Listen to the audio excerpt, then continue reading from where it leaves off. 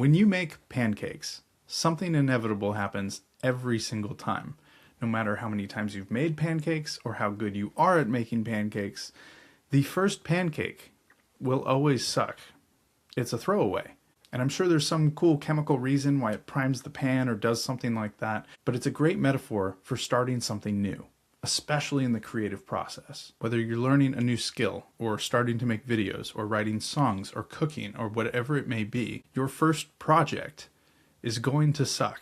If you've ever tried to learn an instrument or do 3D modeling, you suck for a long time before you're okay, and then you're okay for a long time before you get really good. And I know this is obvious, but I'm bringing this up to you because today we have all these tools that do a lot of things for us, and it's getting harder and harder to see the payoff in grinding it out and learning a new skill. Now, making videos is not new for me. I've been doing it professionally since 2010, and I know how to tell a story, and I've started YouTube channels before. I have one called Cole's Ants, where I have several ant colonies that I tell stories of them doing ant things and growing, and you should check it out if you're interested.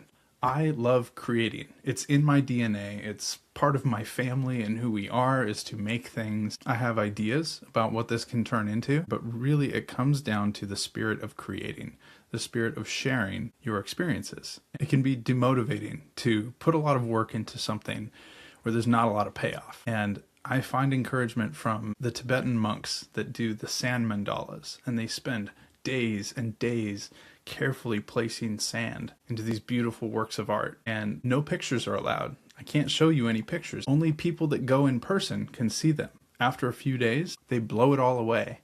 And it's a symbolic representation of not holding things here on earth and that everything is temporary, which is a good sentiment. So I don't know which one of the 12 people that will see this may resonate with, but as a fellow creative, I feel like when we offload our creativity and our decision making to tools like ChatGPT, I find myself getting fatigued or out of shape when it comes to wrestling with the creative process because it's hard, it's uncomfortable.